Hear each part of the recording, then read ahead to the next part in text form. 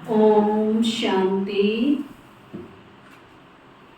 आज बाबा की 23/10/1970 की अव्यक्त मुरली। महारथी बनने का पुरुषार्थ। आज की अव्यक्त मुरली में बाबा महारथी बनने की विधि और पुरुषार्थ बता रहे हैं। रूहानी ड्रिल आती है। ड्रिल में क्या करना होता है? क्या करते हैं ड्रिल में? ड्रिल अर्थात शरीर को जहां चाहे वहां मोड़ सके।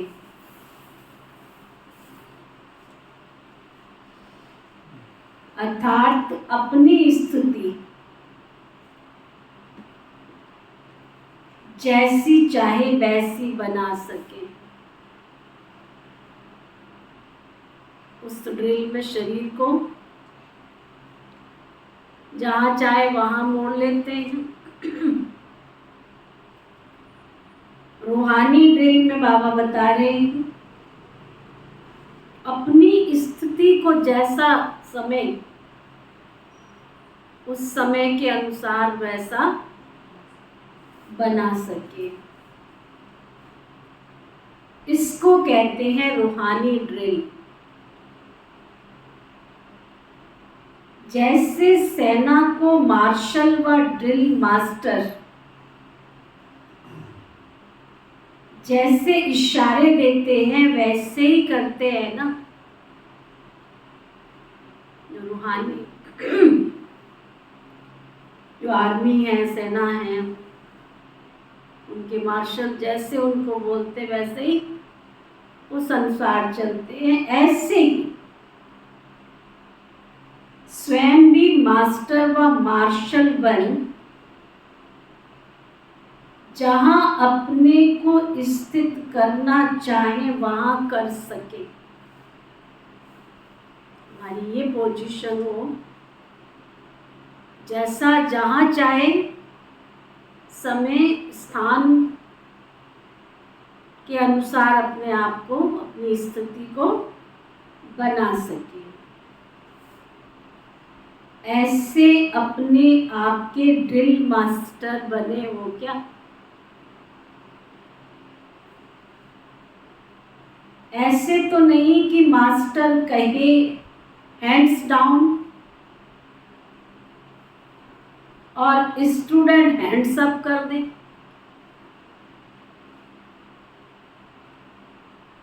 मार्शल कहे राइट और सेना करे लेफ्ट।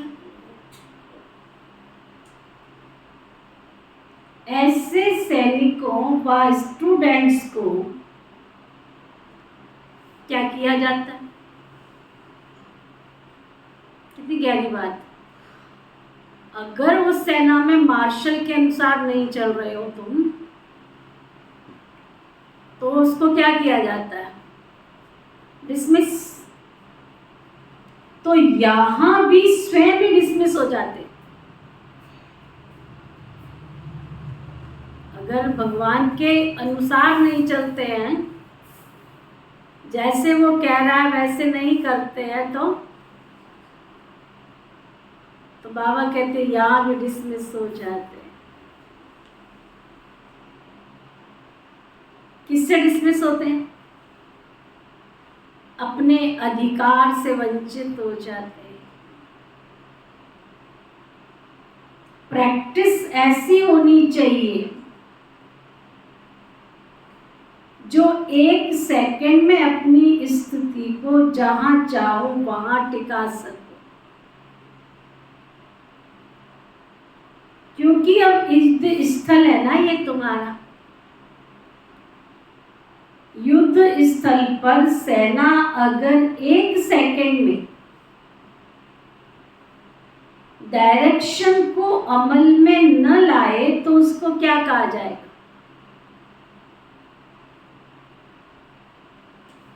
रूहानी युद्ध पर भी स्थिति को स्थित करने में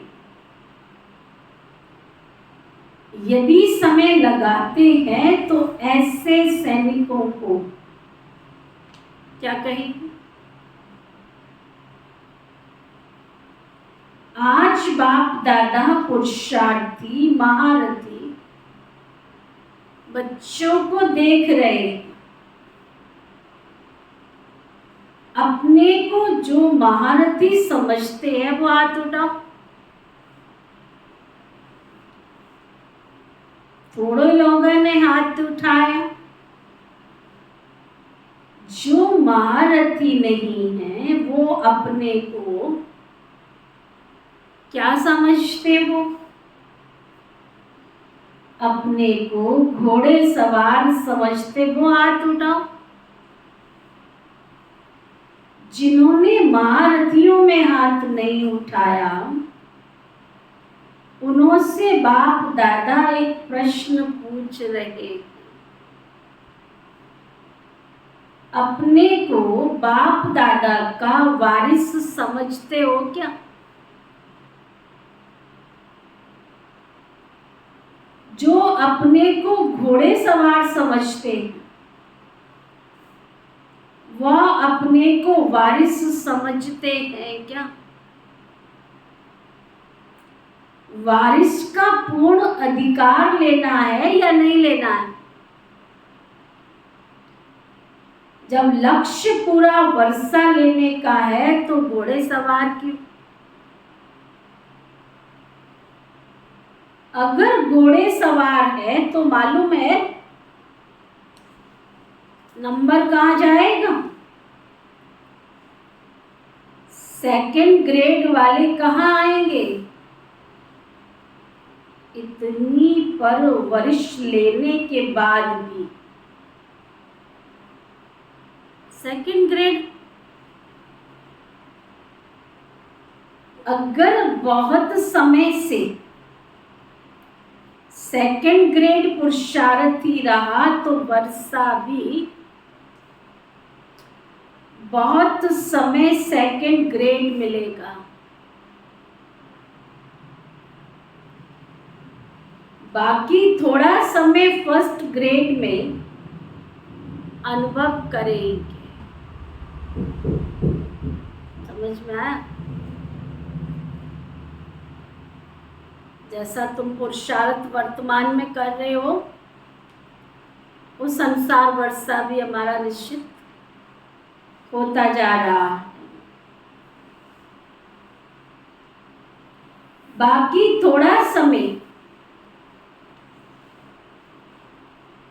फर्स्ट ग्रेड में अनुभव करेंगे। सर्वशक्तिमान बाप के बच्चे कहलाने वाले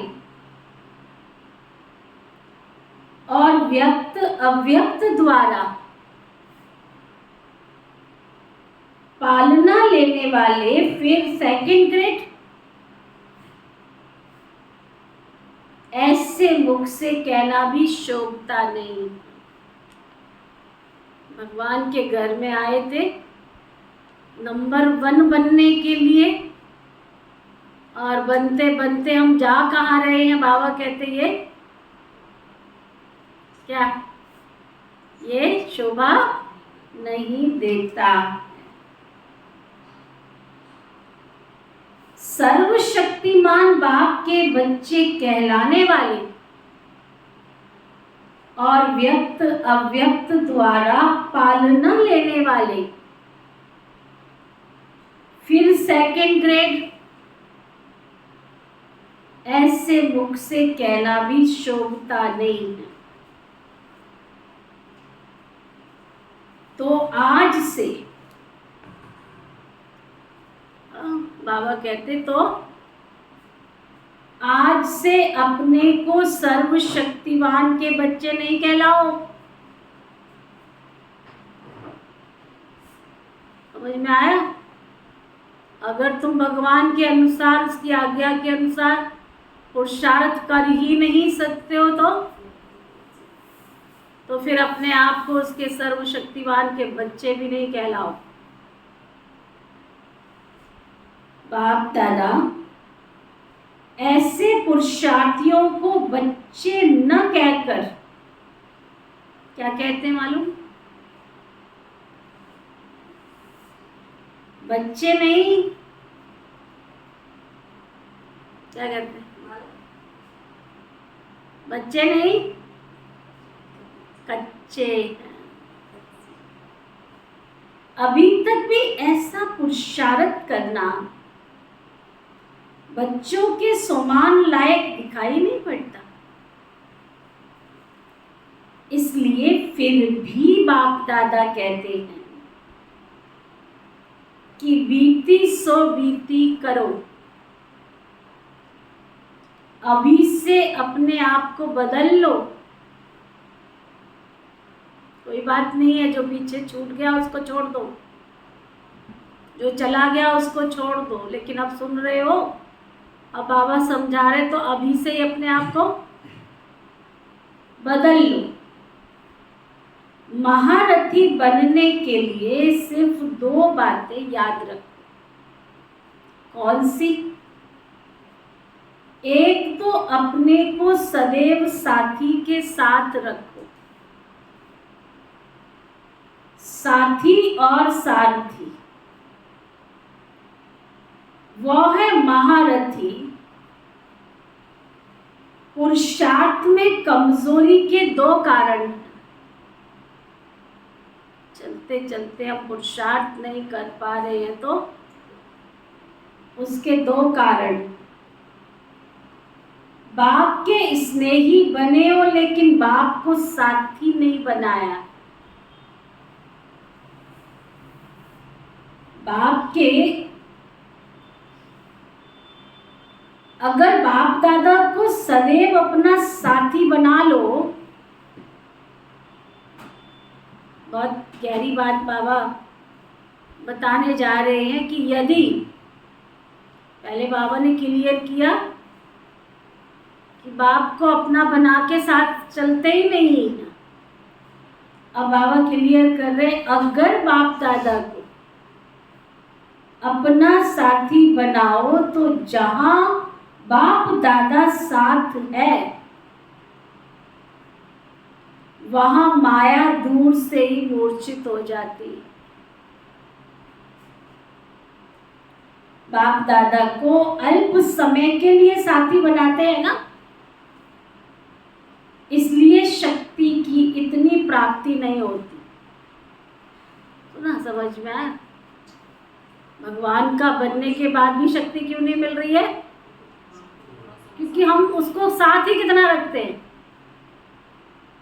जितना साथ रखते हैं उतना साथ मिल जाता है, जितना रखेंगे उतना मिल जाता है।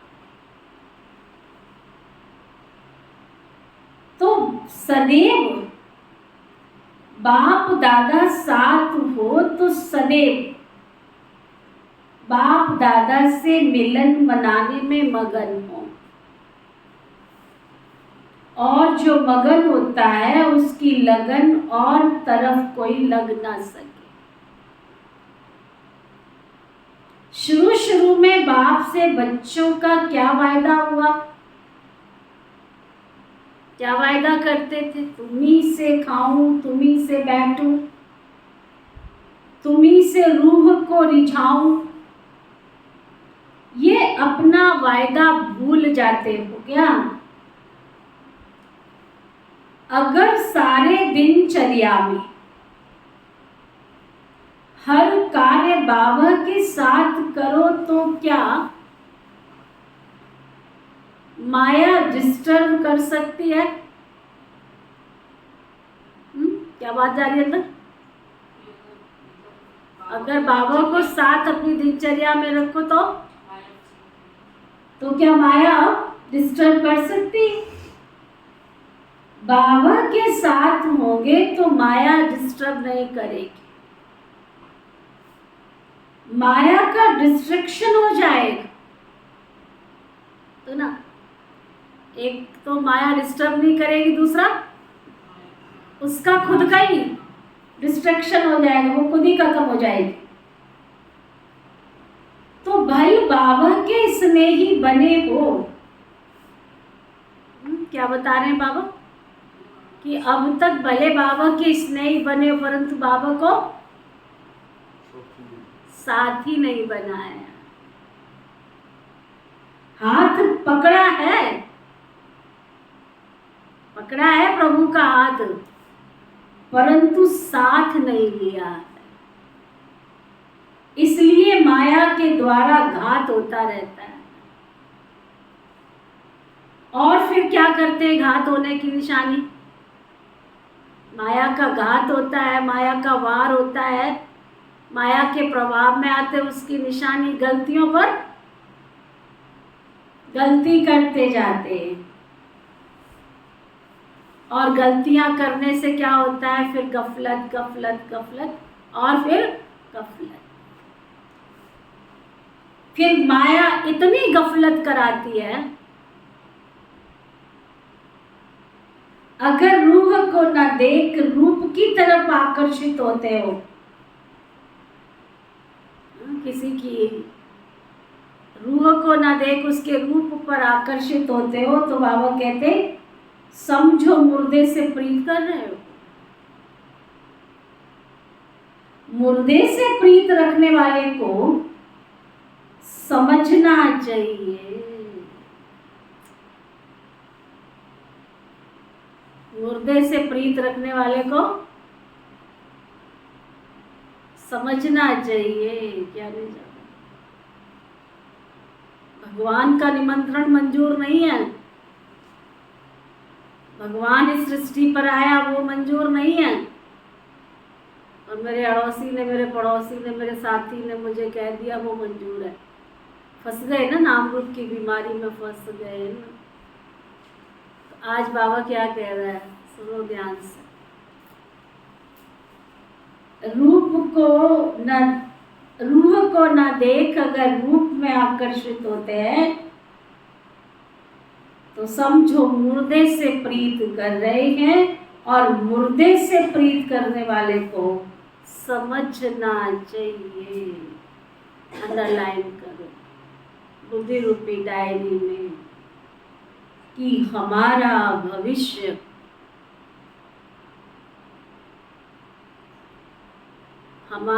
भविष्य मुर्दा घाट का कार्य करने का निश्चित हो रहा।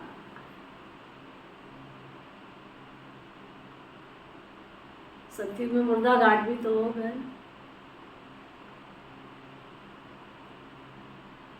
जिस समय ऐसा संकल्प भी आवे ना, तो मुर्दा घाट का पाठ समझ लो। किसी व्यक्ति विशेष में मैं फंस रहा हूं, उसी समय समझना कि मेरा पाठ मुर्दा घाट का निश्चित हो रहा है। सभी को कहते हो ना, एम और एब्जॉर्ब को सामने रख, तो जो भी कार्य करते हो, जो भी संकल्प करते हो, उसके लिए भी लक्ष्य और प्राप्ति अर्थात एम ऑब्जेक्ट को सामने रखो। सर्वशक्तिमान बाप वरदाता से अपना कल्प इसी पाठ का वर्षा लेने के लिए आए हो ना। मुर्दे को सुरजीत करने वाले मुर्दा घाट में पाप, सुनो ध्यान से, मुर्दे को सुरजीत करने वाले मुर्द घाट में पाठ मूंदने के लिए आए हो क्या? अपने से बैठकर पूछो क्या करने आए। पूछो। जो भी बच्चा अपनी गलतियों को एक बार बाबा के सामने रखता है तो उनको समझना चाहिए कि बाप के आगे अपनी कमियों को रखने के बाद अगर दोबारा कर लिया तो क्षमा के सागर के साथ साथ, और अंडरलाइन करने की बात है, आपने एक बार गलती की तो ना, और बाबा से माफी मांग ली, एक बार गलती की और माफी मांग ली और फिर से वही गलती कर ली दोबारा, तो बाबा क्या कह रहे हैं, अंडरलाइन करो, तो क्षमा के सागर के साथ साथ 100 गुना सजा भी ड्रामा में स्वतः ही मिल जाती है। एक गलती की सजा, अपने को 100 गुना सजा से बचाने के लिए सदैव बाप दादा को सामने रखो, हर कदम बाप दादा को फॉलो करते चलना, हर संकल्प को, हर कार्य को अव्यक्त बल से अव्यक्त रूप द्वारा वेरीफाई कराओ। जो भी कर्म करने जा रहे हो उससे पहले पूछो, श्रीमत लो, आज्ञा लो। जैसे साकार में साथ होता है तो वेरीफाई कराने के बाद प्रैक्टिकल में आते हैं ना, वैसे ही बाप दादा को अव्यक्त रूप से सदैव सम्मुख व साथ रखने से हर संकल्प और हर कार्य वेरीफाई कराकर फिर करने से कोई भी व्यर्थ विकर्म नहीं होगा। कोई द्वारा भी कोई बात सुनते हो तो बात के साज में न जाकर राज को जान, राज को छोड़ साज को सुनने से नाजुकपन आता है। कभी भी नहीं सोचो कि फलाना ऐसे कहता है तब ऐसे होता है, लेकिन जो करता है सो पाता है, ये सामने रखो। समझ में आया क्या बाबा कहने जा रहे हैं? फलाना ऐसे कह रहा था तो मैंने सुन लिया, कितना सहज कहते हैं, ले तो क्या कान बंद कर लूं, मैं उसकी बात भी ना सुनूं? तो बाबा क्या कह रहे हैं, सुनो ध्यान से। अगर कोई के द्वारा कोई बात सुनते हो तो बात के साज में न जाकर उसके राज को जानो, और राज को छोड़कर साज सुनने से नाजुकपना आ जाता है। कभी भी नहीं सोचो कि फलाना ऐसे कहता है तब ऐसे होता है, नहीं। लेकिन याद रखना, क्या याद रखना? जो करता है सो पाता है, ये सामने रखो। दूसरे की कमाई का आधार नहीं लेना, न दूसरे की कमाई में आंख जानी चाहिए, जिस कारण ही ईर्ष्या होती। कोई पुरुषार्थ कर रहा उसको देख के बाबा कहते उसको क्यों देख रहे हो, उससे तो ईर्ष्या आती है। इसके लिए सदैव बाप का ये स्लोगन याद रखो कि अपनी घोट तो नशा चढ़े, दूसरे के निशाने, दूसरे के नशे को निशाना नहीं बनाओ। यानी दूसरा बहुत अच्छा पुरुषार्थ कर रहा है तो मैं चल रहा हूँ, दूसरा ठंडा हो गया तो मैं भी ठंडा हो जाऊं। बाबा कहते हैं उसको निशाना नहीं बनाओ, लेकिन बाप दादा के गुण और कर्तव्य को निशाना बनाओ। सदैव बाप दादा के कर्तव्य की स्मृति रखो। क्या स्मृति रखो वो भी बाबा बता रहे हैं। बाप दादा के साथ में कौन, बहुत बड़ी बात और गंभीर बात सदैव याद रखो, बाप दादा के साथ मैं भी अधर्म का विनाश और सत धर्म की स्थापना के कर्तव्य अर्थ निमित्त बनी हुई आत्मा हूं। जो अधर्म के विनाश के अर्थ निमित्त है ना, कितना गूढ़ राज, कि जो अधर्म के विनाश के कार्य के निमित्त है, वो स्वयं फिर अधर्म का कार्य या दैवी मर्यादा को तोड़ने का कर्तव्य कैसे कर सकते हैं? मैं मास्टर मर्यादा पुरुषोत्तम हूं, तो मर्यादाओं को तोड़ नहीं सकते। ऐसी स्मृति रखने से समान और संपूर्ण स्थिति हो जाएगी। समझा?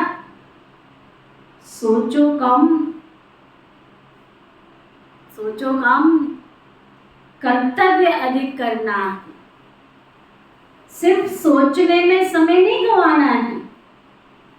सृष्टि के कयामत के पहले, बाबा क्या कह रहे हैं? सृष्टि के कयामत के पहले कमजोरी और कमियों की कयामत करो। भट्टी वालों ने भट्टी में अपना रूप और रंग और रौनक बदली की, अनेक रूप को बदलना मिटाया, सदा के लिए रूहानी रूप दिखाई दे ऐसा अपने को बनाया है क्या? उलझनों का नाम निशान भी न रहे ऐसा उज्जवल अपने को बनाया है क्या? अल्पकाल के लिए प्रतिज्ञा की है, वह अंत काल तक की प्रतिज्ञा की है ना। एक एक बात में बाबा का राज। अपनी पुरानी बातों को, पुराने संस्कारों को ऐसा परिवर्तन में लाना है, जैसे जन्म परिवर्तन होने के बाद पुराने जन्म की बातें भूल जाती है ना, ऐसा पुराने संस्कारों को भस्म किया है। बाबा ने समझाने की कोशिश की कि नया जन्म में पुरानी सब भूलती है, तो जब बाबा के बच्चे बन गए तो पुराने संस्कारों को लेके तो नहीं घूम रहे हो। तो बाबा कहते हैं अगर लेके घूम रहे हो तो वो बाबा बता रहे हैं, ऐसा पुराने संस्कारों को भस्म किया है या अस्थियां संभाल के रख दी? अस्थियों में फिर भी भूत प्रवेश कर जाता है, इसलिए अस्थियों को संपूर्ण स्थिति के सागर में समा के जाना, कहाँ छिपा करके नहीं ले जाना। नहीं तो अपनी अस्थियां, अपने पुराने संस्कार, अपनी पुरानी स्थिति, अपनी स्थिति को परेशान करेगी। संकल्पों की समाप्ति करनी है, समझा? अच्छा, तुम हरेक बच्चे को पुरुषार्थ करना है तख्त नशीन बनने का, ना कि तख्त नशीन के आगे रहने का। बाबा की एक एक लाइन में कितना राज। तख्त नशीन तब बनेंगे जब अब समीप बनेंगे। जितना जो समीप होगा उतना समानता में रहेगा। तुम बच्चों के नैनों को कोई देखे तो उनको मुक्ति, जीवन मुक्ति का रास्ता दिखाई दे, ऐसा नैनों में जादू हो, तो आपके नैन कितनी सेवा करेंगे? नैन भी सर्विस करेगा तो मस्तिष्क भी सेवा करेगा। मस्तिष्क क्या दिखाता है? आत्माओं को क्या दिखाता है? बाप। आपके मस्तिष्क से बाप का परिचय हो, ऐसी सेवा करनी है, तब समीप सितारे बनेंगे। जैसे साकार में बाप को देखा, मस्तक और नैन सर्विस करते थे, मस्तक में ज्योति बिंदु रहता था, नैनों में तेज त्रिमूर्ति के याद का था। तो ऐसे ही समान बनना है। समान बनने से ही समीप बनेंगे। जब आप स्वयं ऐसी स्थिति में रहेंगे तो माया क्या करेगी? माया स्वयं खत्म हो जाएगी। तो तुम बच्चों को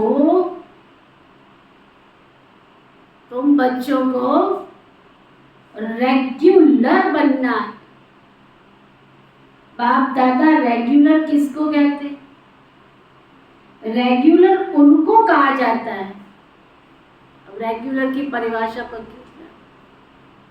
जो सुबह से लेकर रात तक जो भी कर्तव्य करता है वो श्रीमत के प्रमाण करता है। सब बात में रेगुलर, संकल्प में, वाणी में, कर्म में, चलने में, सोने में, सब में रेगुलर। रेगुलर चीज तो अच्छी होती है ना। जितना जो रेगुलर होता है उतना दूसरों की सर्विस ठीक कर सकता है। सर्विसेबल अर्थात एक संकल्प भी सर्विस के सिवाय न जाए। ऐसे सर्विसेबल और कोई सबूत बना सकते हैं क्या? सर्विस केवल मुख की नहीं होती है, सर्विस आपकी कर्म इंद्रियों की भी। कर्म इंद्रियां हमेशा सर्विस में तत्पर हो। जैसे मुख बिजी होता है वैसे मस्तिष्क भी, नैन भी सर्विस में बिजी हो। सर्व प्रकार की सर्विस कर सर्विस का सबूत निकालना है।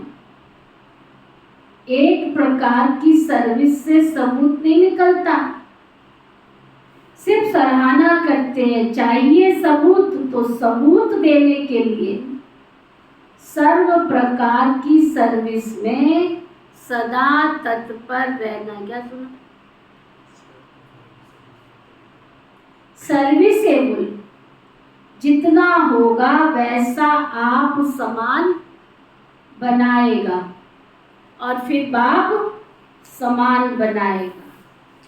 समझा? तो बाबा ने महारथियों की क्या विशेषता बताई? नंबर 1, बाबा ने कहा जैसे वो मार्शल का कहना मानते हैं वैसे रूहानी मार्शल बाबा के इशारे के प्रमाण अपने समय परिस्थिति के अनुसार स्थिति को बनाएंगे। फिर बाबा ने कहा कि फर्स्ट ग्रेड में यहाँ आए हो तो क्या थर्ड ग्रेड में बनने के लिए आए हो? फर्स्ट ग्रेड में जाने के लिए आए हो। सर्वशक्तिवान के बच्चे कहलाओ अपने आप को। बाबा ने कहा कमी 2 बाबा ने बताई, सारथी और साथी। तो बाबा ने कहा साथी को साथ नहीं रखते, स्नेह तो करते हो बाबा से परंतु सदा उसको साथ नहीं रखते हो, और साथ नहीं रखते हो तो माया फिर डिस्टर्ब करती है। और अगर बाबा को साथ रखोगे तो माया का डिस्ट्रक्शन हो जाएगा। और सबसे गहरी और अति अंदर समाने वाली बात बाबा ने कही कि अभी तक अगर किसी के रूप को देखकर आकर्षित होते हो, नाम रूप की बीमारी में फंसते हो, फलाने व्यक्ति विशेष में फंस जाते हो, तो ये क्या है? मुर्दे से प्रीत करते हो। और इस समय अगर मुर्दे से प्रीत करते हो तो समझ लेना भविष्य में जाके मुर्दा घाट पे करने वाले, काम करने वाले बन जाओगे। पाठ निश्चित हो रहा है तुम्हारा। और बाबा ने कहा अपनी कमियों को ड्रामा अनुसार छोड़ दो, और अगर एक बार बाबा से वायदा किया और उस कमी को दोबारा किया तो वह कमी फिर से 100 गुना के रूप में सामने आ जाती है और उसका दंड 100 गुना के अनुसार भोगना पड़ता है। बाबा ने कहा मर्यादा पुरुषोत्तम, बहुत अच्छी बात। बाबा ने कहा कि तुम विश्व के अधर्म का नाश और पुनर्धर्म सत्य धर्म की स्थापना के कर्तव्य के निमित्त बने हो और तुम ही मर्यादा को तोड़ो, ऐसे नहीं हो सकता, है ना। अगर ऐसा करेंगे तो बाबा ने क्या कहा, नहीं तोड़ सकते हो, समझा। सोचने में समय नहीं गवाना। फिर बाबा ने कहा अगर अभी तक पुराने संस्कार तुम्हारे अंदर रह गए हैं तो उन पुराने संस्कारों में, जैसे दुनिया में कहते हैं कोई मर जाए तो उसकी अस्थियां अगर संभाल के रखी तो भूत प्रवेश होने की संभावना होती है, ऐसे ही पुराने संस्कार भी कभी कमजोरियों के रूप में सामने उभर कर आ जाते हैं। तो पुरुषार्थ करना है, हमारे चेहरे से, हमारे मुख से, हमारे नैनों से बाप की झलक और पलक दिखाई दे। बाबा ने कहा हर बात में रेगुलर बनना है। रेगुलर की निशानी बाबा ने बताते हुए कहा, रेगुलर माना सुबह अमृत वेले से रात तक बाबा की जो श्रीमत और मर्यादाएं बनी हुई उसके अनुसार खाने में, पीने में, उठने में, बैठने में, सोने में श्रीमत के अनुसार यदि चलते हो तभी रेगुलर माना जाता है। तो सर्विस का सबूत देना है। सर्विस का मतलब सिर्फ ये नहीं है कि आप मुख से सेवा कर रहे हो, बाबा ने कहा नैन भी सेवा करते हैं और मस्तिष्क भी सेवा करता है। तो आपके नैनों में, आपके मस्तिष्क में कौन हो, रूहानी बाप की झलक और पलक दिखाई दे। ओके, ओम शांति शांति शांति।